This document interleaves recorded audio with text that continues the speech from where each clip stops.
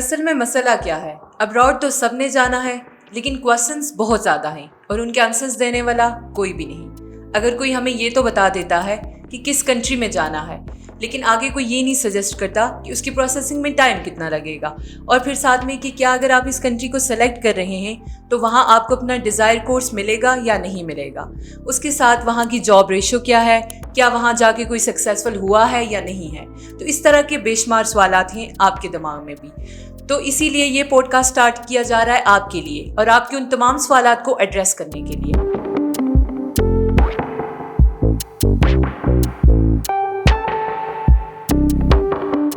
آج کی اس pod cost میں ہمارے اسپیشل گیسٹ ہیں CEO career advisor sir Ijlal Haider Naqvi.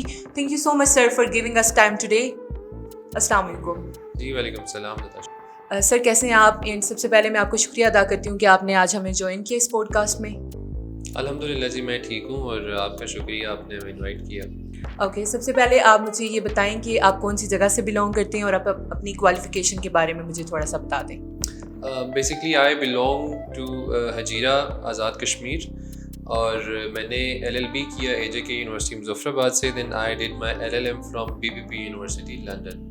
صحیح، جیسے آپ نے مینشن کیا کہ آپ نے LLM کیا BPP یونیورسٹی سے جو کہ لنڈن میں ہے، تو آپ کو یہ کیسے خیال آیا کہ لائک آپ نے LLB تو جو کہ UAJK سے کیا جیسے کہ آپ نے مینشن کیا، تو آپ نے مطلب لائک لنڈن کو کیوں سلیکٹ کیا، اسپیشلی UK کیوں گئے آپ؟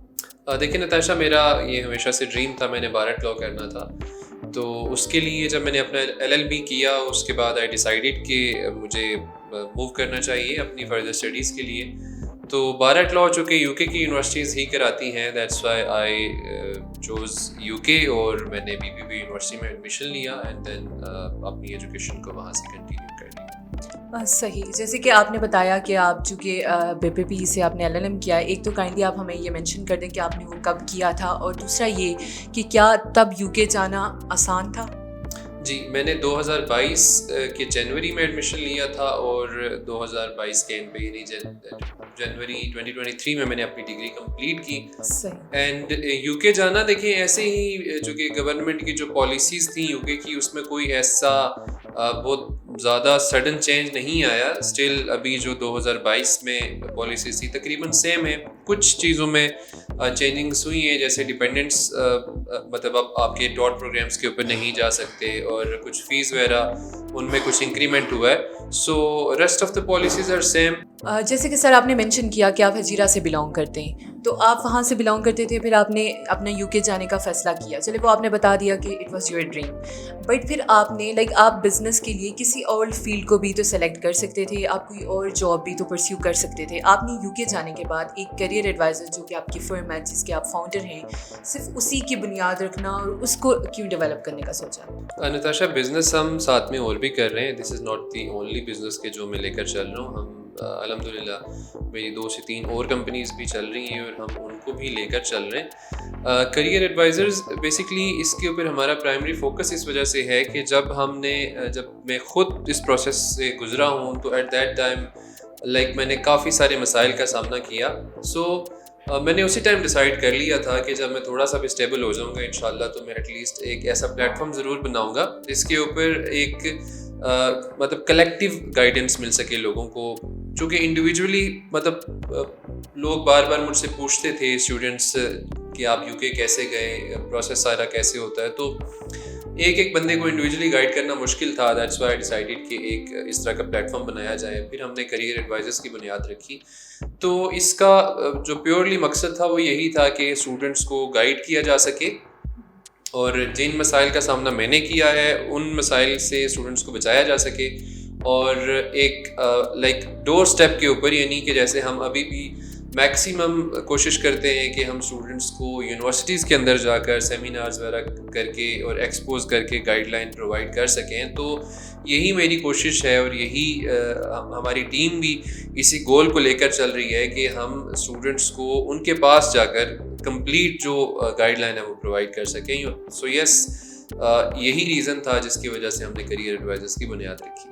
صحیح، جیسے آپ نے مینشن کیا کہ آپ کو کچھ مسائل کا سامنا کرنا پڑا، تو اوبویسلی وہ آج بھی اسٹوڈنٹس مسائل کا سامنا کر رہے ہوں گے.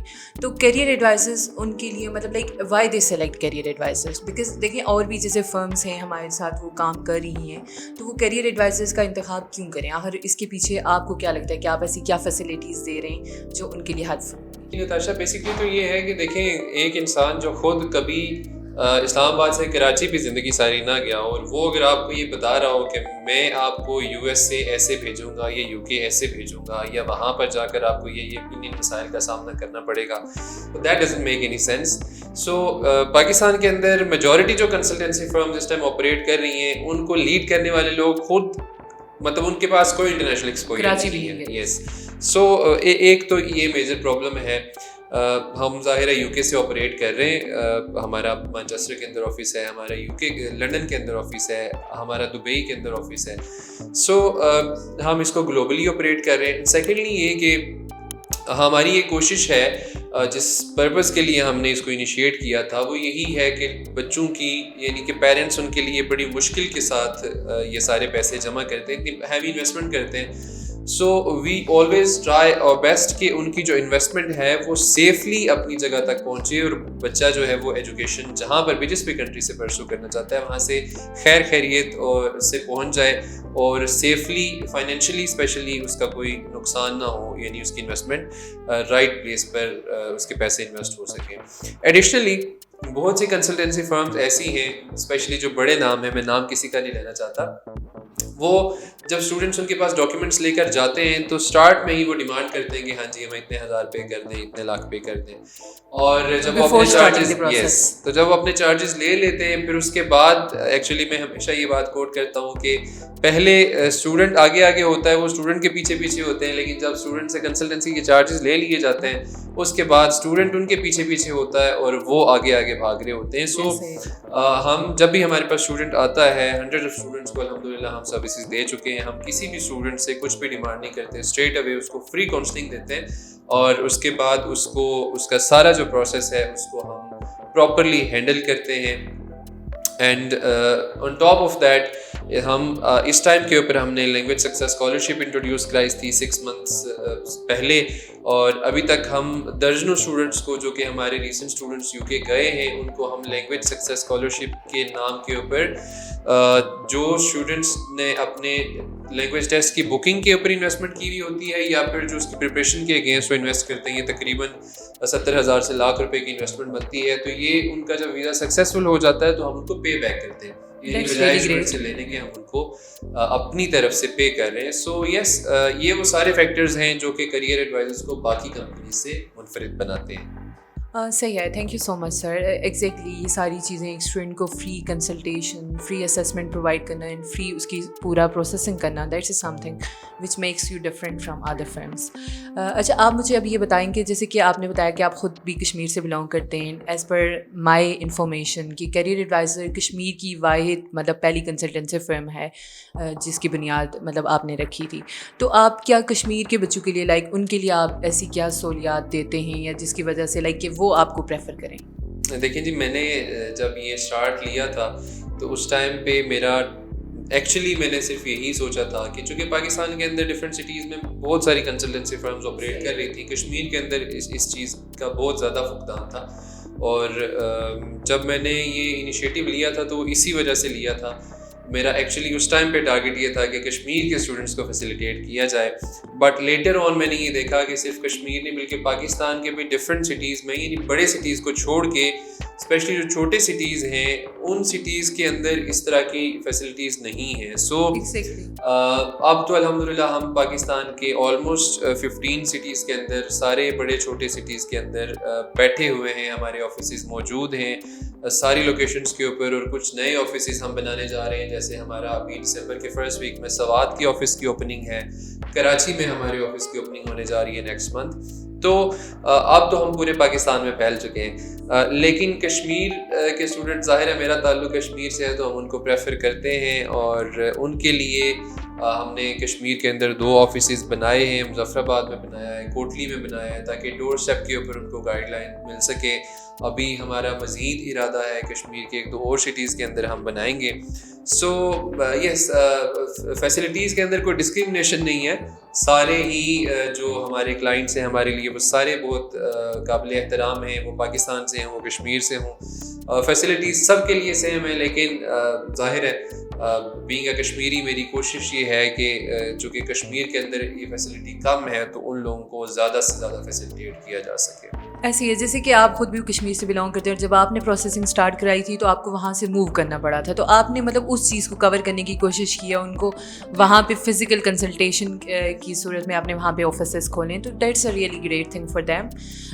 اگر میں آپ سے یہ پوچھوں کہ لائک آپ کون کون سی کنٹریز کو ڈیل کر رہے ہیں بیسکلی, اور جیسے کہ ہم نے موسٹلی جگہ پہ دیکھا ہے کہ کیریئر ایڈوائزرز یہ مینشن کیا جاتا ہے کہ مینلی مطلب یو کے کی طرف آپ آپ کے بچوں کے سکسیزفل ویزاز آ رہے ہوتے ہیں, تو اس کے پیچھے کیا ریزن ہے, وائی مینلی؟ دیکھیں جی, ہمارے پاس کانٹریکٹس سارے کنٹریز کے ہیں. کوئی یو کے جانا چاہے, یو ایس اے جانا چاہے, کینیڈا, یورپ کے کسی بھی کنٹری میں جانا چاہے, چائنا, کہیں پر بھی. ایکچولی پرابلم کیا ہے اس ٹائم کے اندر کہ یو ایس اے, کینیڈا اور آسٹریلیا یہ وہ 3 کنٹریز ہیں جن میں لوگ زیادہ جانا چاہتے ہیں, لیکن یہ تینوں کنٹریز یو کے کمپیریزن میں ایکسپینسو ہیں کافی زیادہ. لیکن جو ایکچوئل پرابلم ہے, لوگ فائنینس بھی جو اچھی جن کی پیئنگ کیپیسٹی ہے وہ فائنینس بھی مینیج کر لیتے ہیں, لیکن اس میں پرابلم وہاں پر جا کر آتا ہے کہ جب ان کا ویزا ریفیوز ہو جاتا ہے. سو ان 3 کنٹریز میں یہ ایشو ہے کہ آپ کی جو ویزا کی سکسیس ریشو ہے وہ تقریباً 50-50 ہے, یعنی 50% چانسز ہیں کہ آپ کا ویزا ریفیوز ہو جائے, جو کہ ایک بڑی ریشو ہے. اور یورپین کنٹریز کا اسپیشلی جیسے اٹلی ہے, جرمنی ہے, ان کنٹریز کا یہ ایشو ہے کہ ان کی آپ کو ایمبیسی کی اپوائنٹمنٹس ٹائم پہ نہیں ملتی. تو کہیں نہ کہیں کوئی نہ کوئی ڈرا بیک ہے جہاں پر اسٹوڈنٹ سفر کرتے ہیں. یو کے کو ہم پرائمریلی فوکس اس لیے کر رہے ہیں کہ جو یو کے اندر اگر آپ ریکوائرمنٹس میٹ کریں تو اس ٹائم جو ویزا سکسیس ریشو ہے وہ میکسیمم ہے, یعنی 99.9% چانسز ہیں کہ if you are meeting all the requirements جو کہ آپ کو یونیورسٹی اپنے آفر لیٹر پہ دیتی ہے یا پھر جو یو کے ایمبیسی کی ریکوائرمنٹس ہیں وہ اگر آپ میٹ کر رہے ہیں تو آپ بڑی آسانی سے ویزا لے لیتے ہیں. سو دیٹس دا ریزن کہ ہم اس ٹائم کے اوپر یو کے پہ زیادہ فوکسڈ ہیں تاکہ اسٹوڈنٹس کو جو ہے وہ ہیسل فری ساری سروسز پرووائڈ کی جا سکے. سو باقی ایسی بات نہیں ہے کہ باقی کنٹریز کو ہم ڈیل نہیں کر رہے, yes we do deal with all those countries, لیکن وہ ہم اسٹوڈنٹس کو بتاتے ضرور ہیں کہ یہ یہاں پر اس ٹائم پر سکسیس ریشو یہ ہے, اس کنٹری میں سکسیس ریشو اچھی ہے. سو جب آپ فیکٹس بتاتے ہیں لوگوں کو تو آپ کا 99.9% جو کلائنٹ ہے وہ یو کے کی طرف اس کا رجحان ہے. سر ایک چیز آپ بتاتے ہیں اور ایک چیز وہ لوگ بتاتے ہیں جو یو کے گئے ہوئے ہیں. جیسے ہمارے پاس اسٹوڈنٹس آتے ہیں تو وہ کہتے ہیں کہ میرا کزن وہاں ہے, میرا دوست وہاں ہے, تو وہ مجھے کہہ رہا ہے کہ یو کے نہ آؤ, یہاں کچھ نہیں ہے. تو آپ کا مطلب اس اسٹیٹمنٹ میں آپ کیا ڈسکشن کرنا چاہتے ہیں؟ دیکھیں جی, رشتہ دار جو ہوتے ہیں نا وہ ویسے بھی نہیں چاہتے کہ آپ آگے بڑھیں, اس لیے رشتہ داروں کی باتیں بالکل نہیں سننی چاہیے. میں ہمیشہ یہ کہتا ہوں, یہ سوال بڑا کامن ہے, مجھ سے پوچھا جاتا ہے کہ جی ہمیں فلاں بندہ کہہ رہا ہے کہ جی یو کے نہ آئے. تو میں یہ کہتا ہوں ہر اس نوجوان کو, ہر اس اسٹوڈنٹ کو جس سے یہ کہا جاتا ہے کہ جی آپ یو کے نہ آئیں, آپ کہنے والے سے یہ ضرور پوچھیں کہ بھائی اگر اتنے ہی خراب حالات ہیں تو آپ واپس کیوں نہیں آتے. دیکھیں آپ پردیس میں نا, آپ پردیس میں رل رہے ہیں تو آپ کے گھر والے جتنے بھی سخت ہوں, جتنے بھی ظالم ہوں, ایٹ لیسٹ وہ آپ کو واپس رہنے کی جگہ ضرور دیں گے, مطلب کھانے کو کھانا بھی دیں گے, رہنے کو چھت بھی دیں گے. تو وائی ناٹ کہ آپ وہاں سے واپس آ جائیں اور سکون سے اپنے گھر رہیں. تو واپس کوئی نہیں آتا نتاشا, سارے لوگ جو وہاں پر ہیں. یس, شرط یہی ہے کہ وہ لوگ جو ہارڈ ورک کر رہے ہیں وہ وہاں پر اچھے ہیں, اچھا ارن کر رہے ہیں. یہاں پر وہ لائک اپنا بھی ٹائم ویسٹ کر رہے تھے اور اپنی فیملی کے لیے درد سر بھی تھے, لیکن وہاں پر جا کر وہ اپنی فیملی کے لیے بھی فروٹفل ثابت ہوئے اور اپنے لیے بھی. تو ایسی بالکل بھی بات نہیں ہے کہ یو کے نہیں جانا چاہیے, یا مطلب صرف یو کے کی بات نہیں ہے. لوگ جو نہیں بلانا چاہتے ہیں یا جو کہتے ہیں کہ دوسرا پروگریس نہ کرے, وہ کہیں پر بھی اگر ہوں گے, وہ کینیڈا ہوں گے تو کہیں گے یار یہاں کے بہت برے حالات ہیں, یو ایس اے ہوں گے تو کہیں گے یار یہاں پر تو ہے ہی کچھ نہیں, یہاں پہ آ کر آپ ذلیل ہو جاؤ گے, گھر پر رہو. تو اس کے پیچھے ریزن یہ ہے کہ لوگ آپ کو پروگریس کرتا ہوا دیکھ نہیں سکتے. صحیح بالکل. کچھ سچویشن یہ بھی ہوتی ہیں بٹ چونکہ یہ چیز ہم ہر دن سنتے ہیں, ہر دن لوگ یہ فیس کرتے ہیں, تو یہ کویسچن پوچھنا بھی ضروری تھا. اب آپ مجھے ایک چیز بتا دیں کہ لائک مطلب جیسے کہہ رہے ہیں کہ 2025 کے بعد کچھ پالیسیز جو ہیں UK کی وہ چینج ہو رہی ہیں, تو از اٹ سو اور ناٹ؟ دیکھیں ہمیشہ سے یہ جو کنٹریز ہیں جو یہ اسٹیبل اکانومیز ہیں, UK ہو گیا, USA ہو گیا, یہ وہ کنٹریز ہیں جو فیکٹس اینڈ فگرس پہ چلتے ہیں. اینڈ ان کے فیکٹس اینڈ فگرس ابھی یہ کہہ رہے ہیں کہ UK کو مزید بہت سی مین پاور کی ضرورت ہے. سو آئی ڈونٹ تھنک سو کہ ابھی ریسنٹ فیو ایئرز میں کوئی اس طرح کی پالیسی ہوگی جو کہ امیگریشن کو اس طرح سے اسٹریٹ فارورڈلی افیکٹ کرے.